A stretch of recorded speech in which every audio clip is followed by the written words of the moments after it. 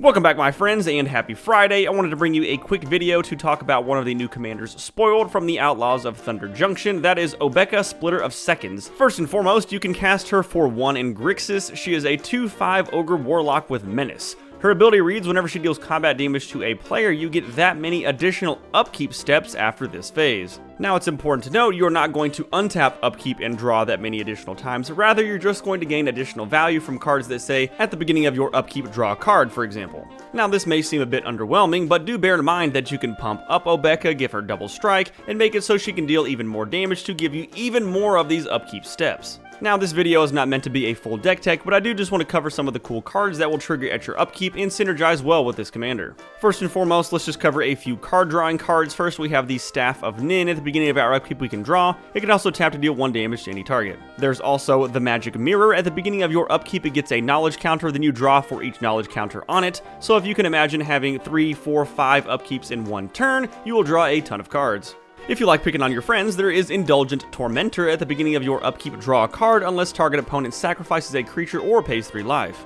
And of course, you can also run Phyrexian Arena. At the beginning of your upkeep, you draw a card and lose a life. Now, some of you have guessed that Suspend probably will work extremely well with this commander, and you'd be right. One card that can help us with that is Joyra of the Gitu. We can pay 2 and exile a non-land card from our hand, and it gets 4 time counters. If it does not have Suspend, it gains Suspend, and Suspend is, at the beginning of your upkeep, remove a time counter from that card. When the last is removed, cast it without paying its mana cost. If it's a creature, it gains haste.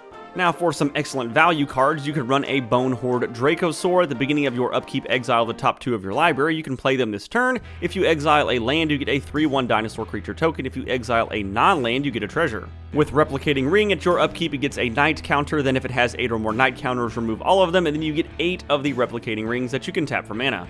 With Virtue of Persistence, at your upkeep, you can put a creature card from a graveyard onto the battlefield under your control.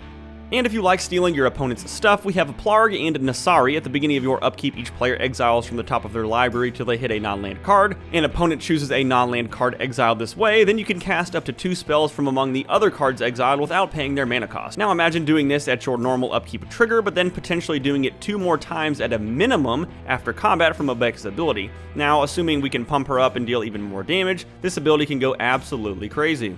And last but not least, we have a few cards labeled as punishment for your opponents. The first is Subversion. During your upkeep, each opponent loses 1 life, and you can gain 1 life for each 1 life lost this way. With Twilight Prophet, at the beginning of your upkeep, if you have the City's Blessing, reveal the top card of your library and put it into your hand. Each opponent loses X life, and you gain X life, where X is that card's mana value. With Triumph of Cruelty, at the beginning of your upkeep, target opponent discards a card if you control the player with the greatest power or tied for the greatest power. So if we have multiple upkeep triggers, we can wipe out our opponent's hands pretty quickly.